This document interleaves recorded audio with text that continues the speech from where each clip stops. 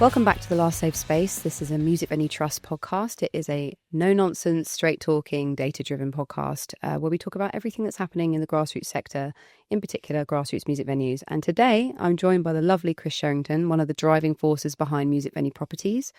Chris, thank you so much for being here today. Thanks for having me. It's wonderful to be here. It's lovely to have you. Well, let's start with the big question. What inspired the creation of Music Venue Properties and how does it tie into the Own Our Venues campaign? Well, Music Venue Properties itself goes back to one of the first things that Music Venue Trust were looking at when they first formed over 10 years ago, which was identifying that there were so many wonderful venues around across the country, but very few of them are actually owned by the operators. And it was one of the founding things really that the Music Venue Trust was looking at. But they soon realised I think there was a lot of other problems that needed fixing across the grassroots industry, and been doing wonderful work with that over that time. But then it was during really when COVID occurred. One of my colleagues, Matt Oatridge, who used to run the Exchange in Bristol, along with myself, came to work at MBT. And the Exchange had used community ownership to buy the property that they were doing and run the space there. And he'd been involved in a few of these different campaigns and approached MBT about the idea of, well, actually, how can we use community ownership, taking it from a regional thing and making it a national way of raising funds to support venues and to buy those properties. And it was really much that idea which helped kind of take what had been that kind of initial birthing 10 years before and turn it into Music Venue Properties. And Music Venue Properties was formed, say about 2021, and very much as an offshoot from Music Venue Trust. And through that, it's basically been set up as a charitable organisation similar to MBT to purchase the actual buildings that these venues are in, secure them for the future, preserve them, and develop them, and take them out of commercial ownership, and support them and the operators that are in them. Really secure these wonderful venues, not just for 5-10 years, but like the National Trust, forever. And very much kind of viewed along that idea of being the National Trust for music venues. So yeah, it's been great and wonderful thing. And as part of that, we have set up, we had 2 campaigns to raise funds to help buy the properties. And those have been the Own Our Venues campaigns. We're just coming towards the end of our second one now. The deadline is November the 14th. And over that time, over the few years that we've been around, we raised almost £4 million and bought 5 venues across the country. That's crazy. Yeah. That's amazing. What is the percentage of venues that actually own the building? Do you know? It's very low. According to different figures we get, it's at most 20%. It's in the 10 to 20% range. And yeah, from going out to the venues and seeing what it is, which, when you compare it to things like theatres, and we compare it to other areas of the cultural sector, galleries and museums, a lot of those are safe and secure. Those properties are never going in, and we see that every day. When you go to a museum, they'll often have been there for 200 odd years. Whereas with venues, when I look back at my history is from being in York. If I look back at 10 years ago and the venues that were around at that time, none of those venues are there now. The operators are still there and the people involved, but the actual buildings are all gone because of the fact that they were owned by commercial landlords, and then got offered developments, to turn them into offices, and better returns for those landlords. And so it's been heartbreaking to see, and that's the story that we see played out across the country, is that because they don't have the security of owning those buildings, that they can't plan for the future, and it's just that everyone's at risk. That feels like a big solution, doesn't it? Yeah. To all of our problems. Yeah. I mean, that's the thing, is when you kind of look at such a, everything else that we've faced, whether it's been COVID through or, ticketing or, artists not touring as much, below all of that is this ongoing problem that ultimately venues can be as amazing and be run wonderfully and be profitable and do all these things, but actually if they don't own the spaces, then they haven't got security for the future and they could be gone in 6 months or less.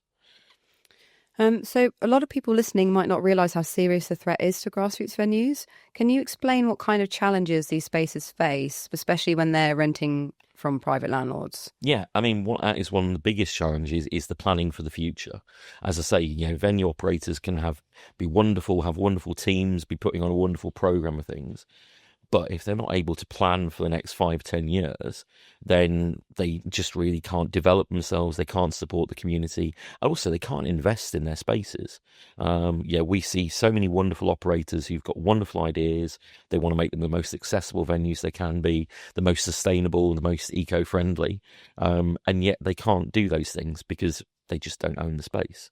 And whilst there are some landlords who are very supportive, the majority of them are looking on the return on their building, and most of the operators are in leases which have got very short, say a lot of, on average, about 18 months left on a lot of their leases. And the other thing with those leases is that they'll have full repairing leases, so they're responsible for doing work on the building. And as I say, in a few months' time, they could end up no longer being in that space.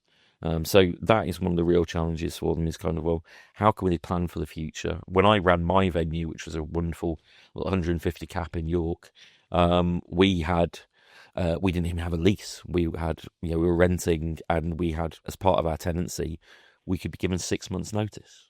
Wow. Yeah. I mean, that's nothing, is it? Yeah. I mean, a lot of venues are booking 6 months in advance, aren't they? And they're taking new bookings. It's crazy. Yeah, and so for a lot of the venues, even having that thing of, what shows can we put on next year? Well, we might not be here, so are we going to spend a lot of money on investing and putting deposits down on those kind of shows? But I think particularly the idea that a lot of these venues, when I was running mine, our operators are creative people.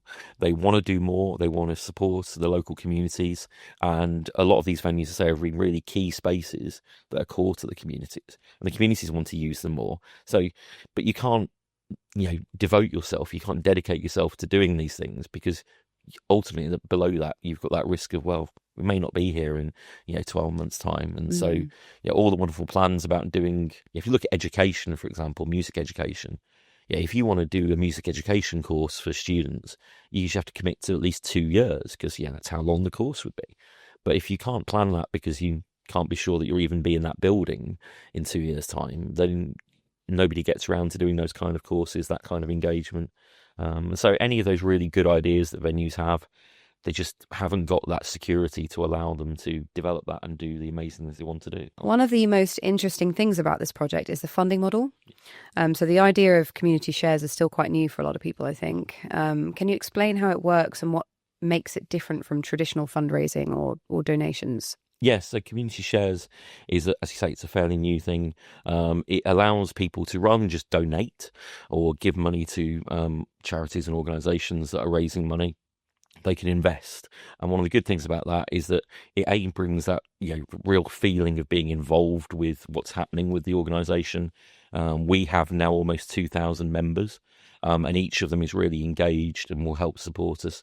A lot of them reinvest over time, but the joys of community shares is that it allows people to invest, in our case, from as little as £50 to be involved, and also, if they want, be able to at some point even take that money out in the future if they need it. It is an investment, and they can also be involved with us through our members forums, and it's just something that, rather than just a one-off donation, it really helps have that thing of raising funds, but bringing a community together.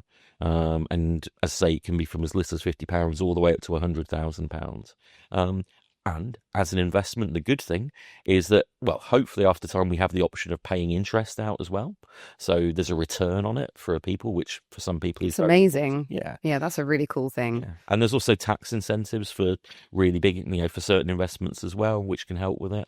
All of these things coming together just mean that community shares and community ownership is a really interesting and really good way for people to get involved and have this ongoing relationship with an organisation. And one of the most important things is it shows that there's a community there that cares. And as I mentioned, it was often used as a mechanism for local purchases and buying your local post office, buying your local amenities. But what we've done is taken that and said, well, actually, it's not just a local community. There is a national community and, in fact, international community, because we've got people who've invested from as far away as New Zealand and America, who love music, love what music venues and the importance, recognise what they do and want to support them, because even if it's not their local venue, they recognise the importance of this ecosystem.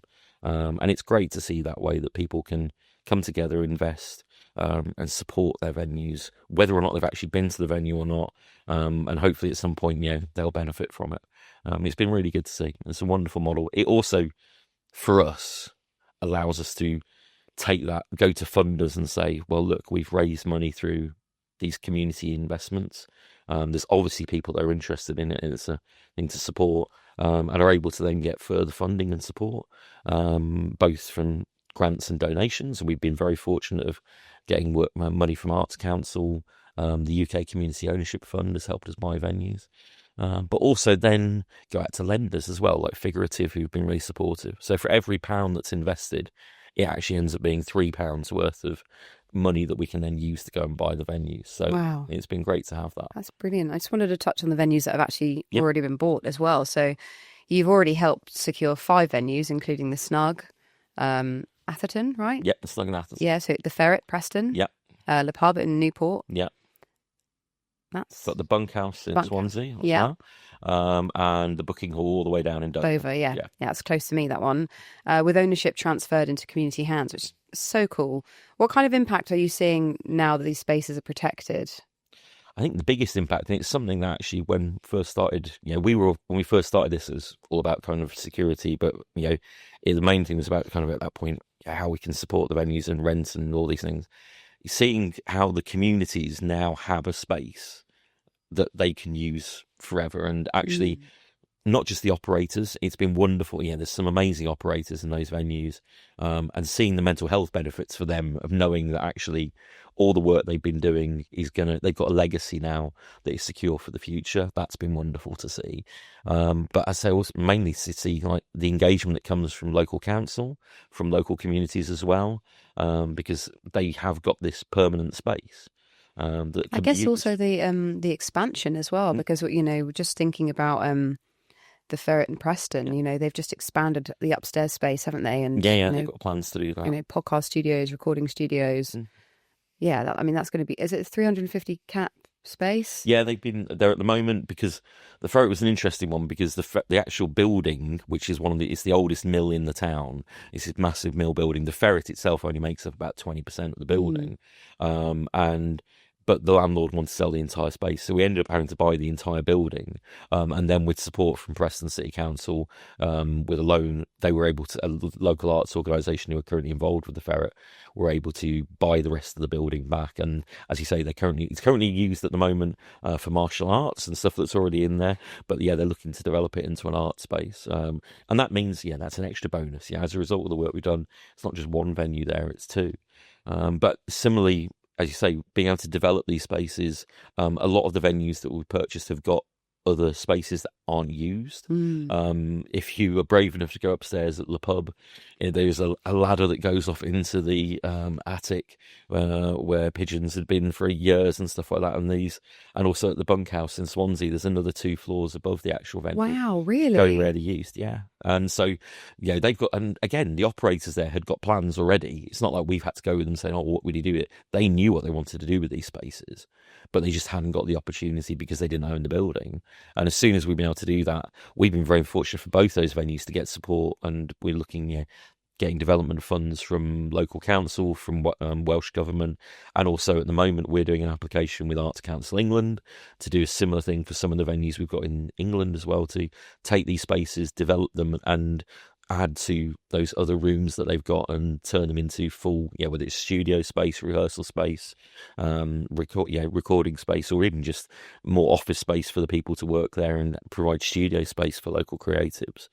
It's been great to see how these spaces have just developed, and it's more than just a music venue, and that's all just down to the fact that local councils, everyone knows that these are permanent spaces that are going to be the heart of their communities.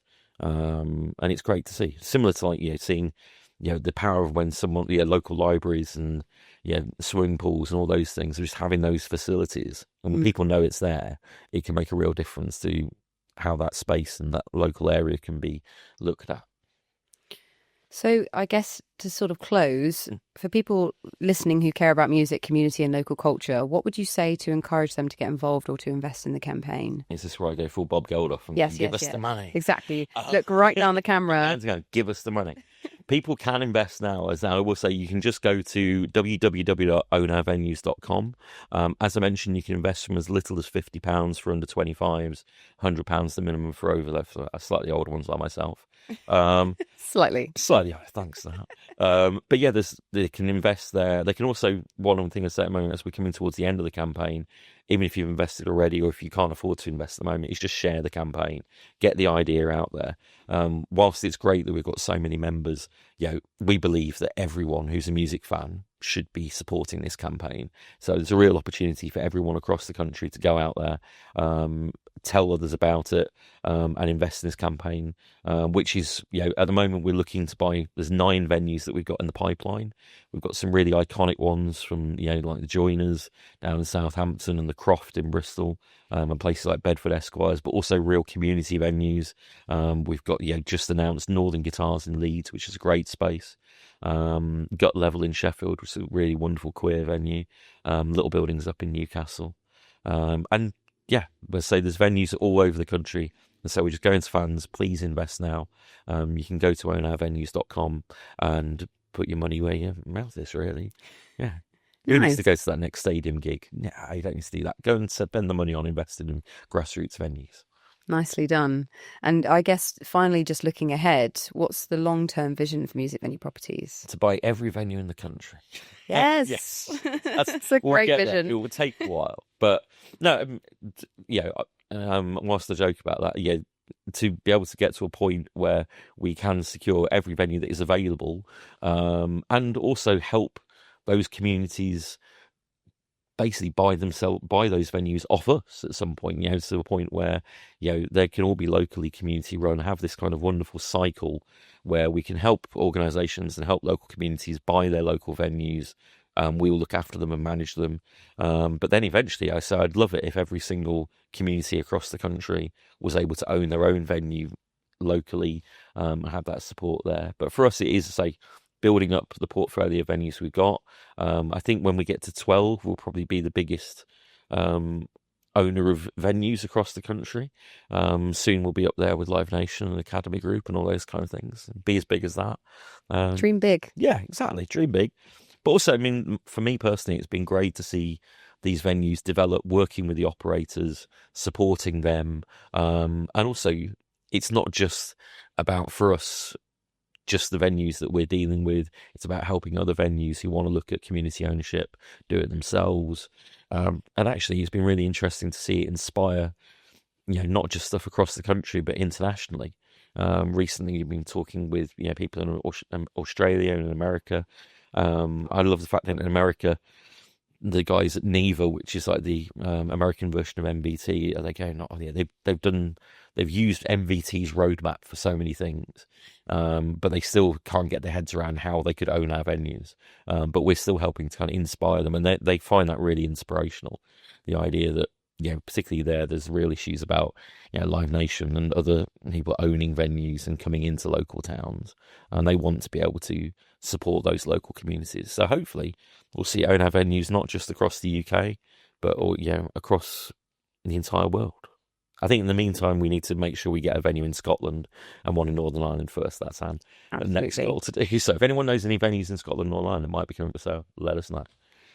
Chris, thank you so much for joining me. It's been really lovely chatting to you. And, thank you to everything that you and the MVP team do to protect and transform these grassroots music venues, keep them safe for generations to come. Thank you. If you'd like to learn more about Music Venue Properties or find out how to invest in Own Our Venues, you can find links underneath the video. Ownourvenues.com. Or ownourvenues.com. Lovely. This has been The Last Safe Space. My name's Toni Coe. I work for Music Venue Trust. And, thank you, Chris, for joining us today. And, continue to support your local music scene, and let's keep the lights on.